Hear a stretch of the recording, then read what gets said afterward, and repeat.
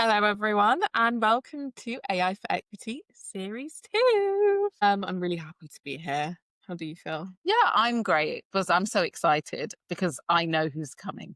We've spoken to them already. We know how brilliant they are. So Yeah, it's super exciting to release them into the world. yeah, that's how Mm, I feel as well. I'm mm. very, very happy and very proud of us Yes.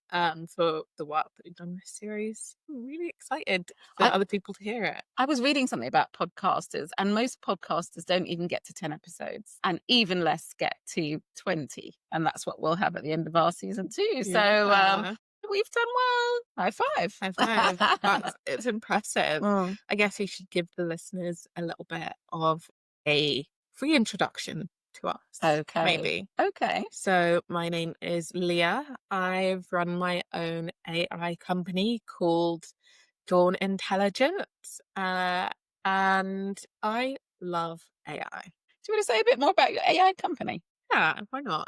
My company's mission is to, if not end, then at least reduce gender-based violence in the UK and globally, starting at the source, which is teenagers. I'm not saying teenagers do all the gender-based violence, but that's definitely where a lot of behavior is learned. It's an education platform as well, and it just seeks to reduce gender-based violence. Wow. Now we know why you're the co-host of a podcast called AI for Equity, because you're Yeah. practicing what you preach, Thank you. which is really brilliant. And what do you do in your spare time? In my spare time, I'm a DJ. Yeah. I'm a DJ, I'm a writer. I also love going to the gym. I'm very into health and fitness. Brilliant. What do they call that now? Multi something.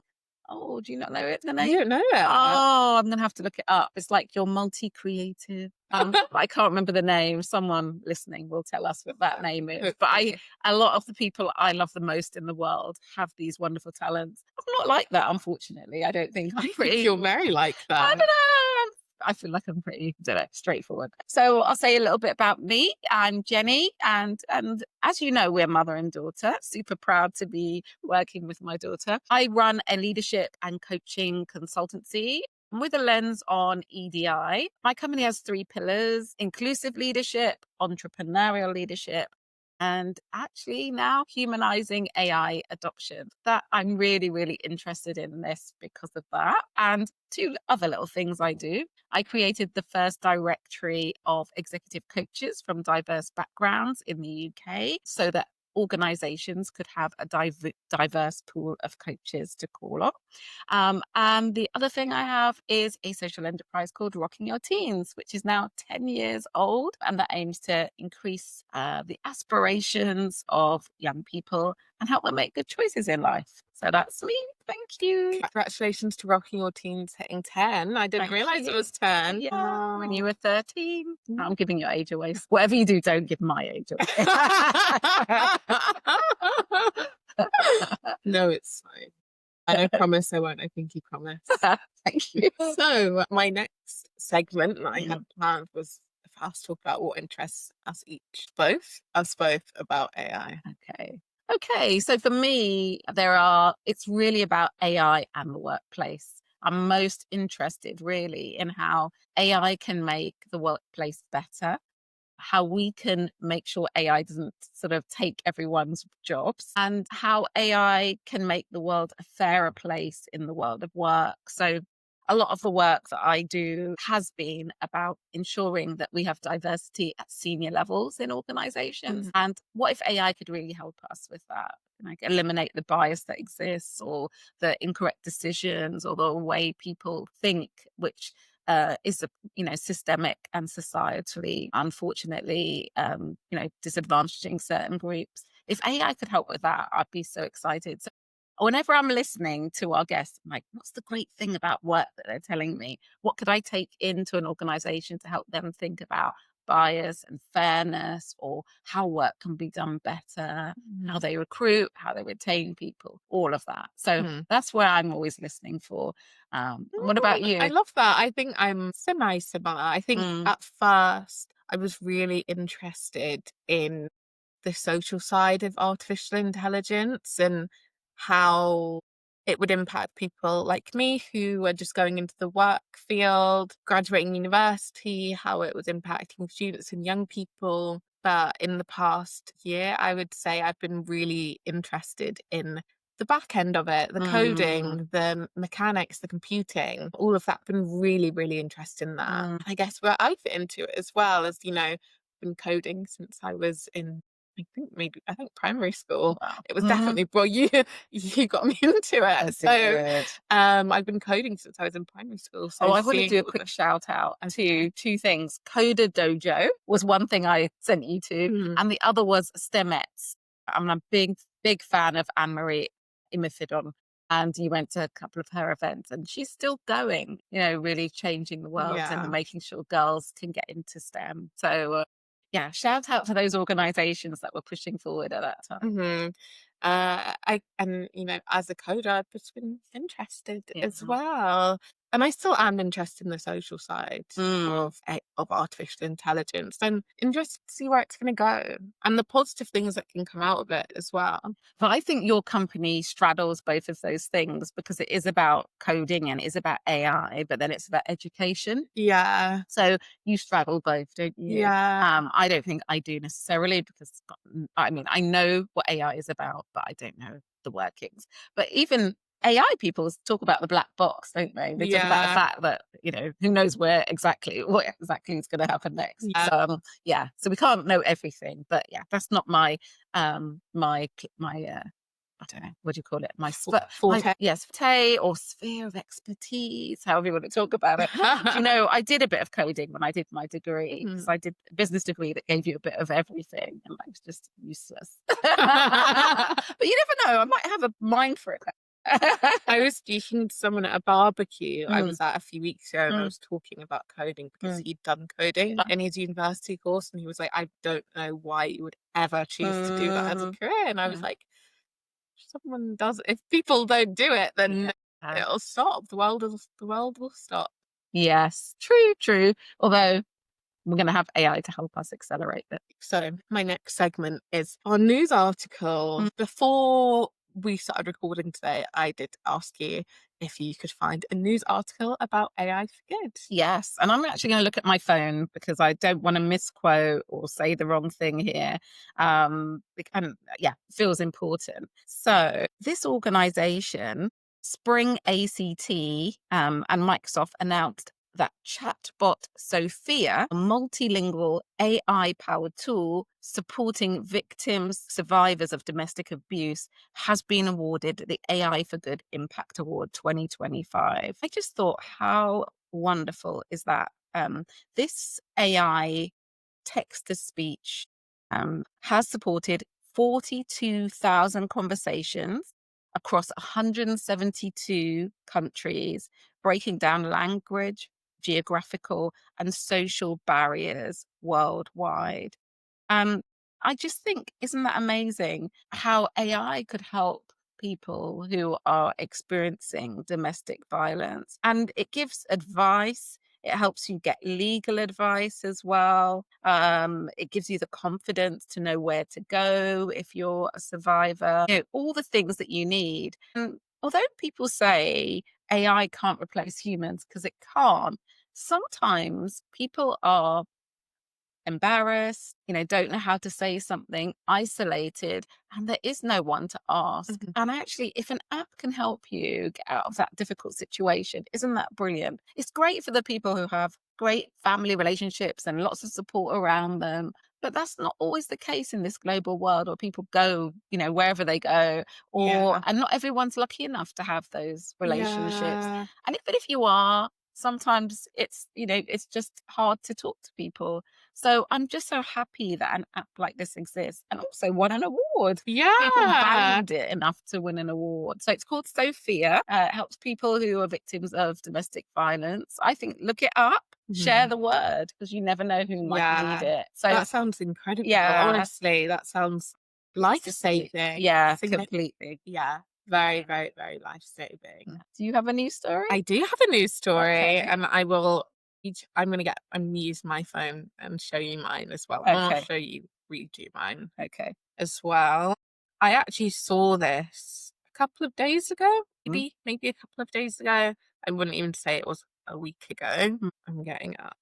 So a new stethoscope the size of a playing card Mm. can now spot a heart condition. Wow. So a playing The card. So size of a this playing big card. can now, wow. Yeah, tiny, teeny tiny. What do they, I suppose you're not going to know all the details if they I just have put it. got more details. Ah, So they just put it on your chest. Mm. It's not fantasy. it's In real. 15 seconds, it's already in GP surgeries across London. And Wow. it's being spread on the NHS. And this could radically improve not only early diagnosis, just general Mm. outcomes as well. Yeah. That's really good. Yeah. And it's already been used on 13,000 patients. Amazing. Like, it gives you high diagnosis rates. I've got all my notes here. Mm. I've got all my notes here. So patients examined using AI enhanced device are 2 times more likely to be diagnosed with heart failure, 3 times more likely to be diagnosed with atrial fibrillation, and 2 times more likely to be diagnosed with heart valve disease compared to all the traditional methods. Goodness, yeah. And just quick and easy, non-invasive. No one's Yeah. cutting you open to find out or exposing you to radiation or anything like that. Just Exactly. where you are. That is so good. Exactly. Yeah. It has been flagged for false positives, though, Okay. but they're very, very minimal. Yeah, But but I think with anything, you can get false positives. yeah, and I think a false positive is better than just a negative and having Yeah. no idea and going around Yeah. where something could make you better, or you might change your lifestyle and improve your lifestyle. So nothing is perfect. No. I was actually reading about this today, that you've got to work out with AI whether the fact that it's not going to be 100% is life threatening. They've probably done their research and thought, the number of false positives we have might scare someone, but then Yeah. they're going to have another test and they're going to find out it's okay. Yeah. But no one's dying as a result. 99% on self-driving cars is a problem Yeah. because there's people in the street and you might kill one person dead because of a self-driving car that doesn't see properly is too Yeah, many. it is. So I'm hoping they've done that kind of risk assessment on it and thought, Yeah. it's going to be 99% or 99.9%. Is the 0.1%, 0.1% worth it? And I'm sure Yeah. they've thought it is. It's already been used Mm, on 13,000 patients. yeah. I'm sure it has been. And it's already readily available across London, which I think is insane. Yeah. But it's really, really, really positive. I want to try it. I want to. Well, I don't know. You know what? Sometimes too much information isn't good for us. But do you know, actually, you sent me another news story because I'm a big fan of the Aura Ring. And you Yeah. said that they've gone into partnership with an organization that sort of uses your data, haven't they? Yeah. So I do need to check that out and see if I should still be wearing it. Because I wanted to buy myself an Aura ring until I saw how much it costs. But I think the other thing is it depends information you put in it. Because Yeah. recently my app asked me about menopause, and I was looking at this perimenopause symptoms. That's what it was talking about. And I thought, I'm interested in this questionnaire. And it was asking so many questions. I said, I'm not going to answer these questions. Yeah. There's too many questions here. So I guess, it does have your normal data about waking up, sleeping, exercise, etc. But it's up to you whether you put more data in it. Yeah. I even found that with my cycle tracking app. I had to change my cycle tracking app because they were giving their data to the United States government. Wow. And we it's not know. just we know it's happening. It's not just a cycle tracking app. It's also an app. But if you are trying to have a baby, if you are pregnant, it's all of that. Yeah. It's all of that. It's at what point do we give these apps all of our information, and what are they doing with it? Exactly. They're giving them the power to do something with the information, which is the worry. Yeah, my current app has the option to have an AI interface in an AI integrated into the app turned off. Right. Okay. I have that turned off. You don't know where that information's going and who owns that. Yeah. I still think it's actually really cool that this AI can look at my cycle and just tell me exactly at what point and my period's gonna start, or what point I might feel a slight pain from Yeah. ovulating. I Uh, think those things are really interesting. I do as well, and I love it, and yeah, it makes me feel good when it says I've had my optimum amount of sleep, I'm taking, taking all the Yeah, exercise. I just feel good yeah, about myself, very virtuous. exactly. I'm just gonna buy an Aura ring off TikTok shop. Mm. Not a real one, obviously, the fake Oh, one, but but it sometimes was they might be second-hand ones.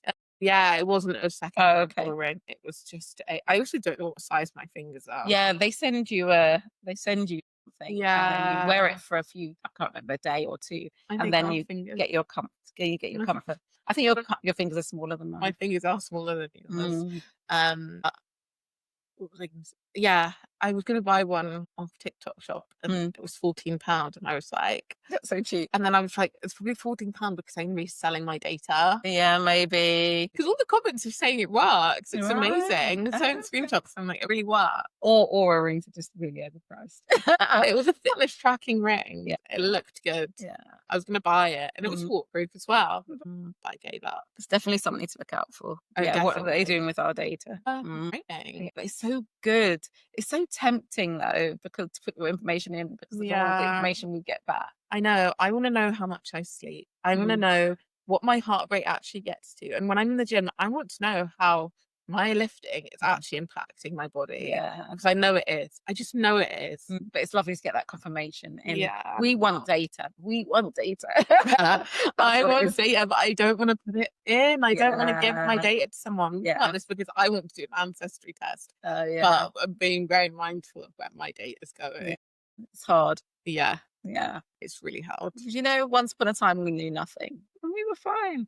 I know. It's because we can know, but we Yes. want to know. Yeah. It's true. It's tough. Yeah. It's tough. We as humans probably aren't meant to know everything. Yeah. No, Oh, we right, and are. then we're trying to, and it's dangerous. But I quite like it. I like knowing everything. I like being able to ask ChatGPT to help me understand an email or to make a 28-day cycle synced supplement routine for me. Yes. I Yeah. like that. I like not having to figure that out myself. Yeah, we just wouldn't figure it out ourselves, would we, probably? It's No, the thing. I would just give up. Yeah, so I think it's doing things that we would never have done. Yeah. I agree. I think there's pluses. I think, yeah, as we've said, we just need to balance it all out, Yeah, really. I Yeah. agree. Yeah. Well, I think that my next segment is showing our excitement for series two. Mm, I think that we've expressed how excited we are for series two. yes. We can do it again. I think we've got some people who are they've got some radical ideas. Yeah. I think that's what we've got. We've got some people who've got some radical ideas. I think people are going to hear things that they've never heard before. I really do. I don't think you might be having conversations in the office or with your family about AI, but you will not have been discussing what we're discussing on this podcast. Yeah. Every single person that I have found, I have been so unbelievably excited to do Mm, research into mm. and to speak to. Yeah. And they've got deep knowledge. You think everyone thinks AI just came about. How can Yeah. anyone have deep knowledge? But the people we speak to really do have some deep knowledge. Yeah. Either created things or worked in a way or advising people. Yeah, and I think that just shows that they know what they're talking about. They do. Yeah, as much as you can in Yeah. a field that's ever evolving and changing Yeah. really quickly. I think it's amazing what people are doing. Mm, Really, really do. I mm, love it. I love learning about it and mm. I love being a part of this as Yeah. well. It feels like the future. Yeah, absolutely. The future is now and it's Yeah, happening. it is. Um, I think that what we've got a lot of love from this about this podcast, haven't we? Yeah. So it's just been really nice that people have been interested. People are now contacting us to be part of the Yeah. podcast. And it's just growing and it's a great community. It is. It's amazing. I'm very, very proud of it and Mm. happy. Yeah. Yeah. Yeah. So I guess we will see you in series two. Take care. Bye. Bye.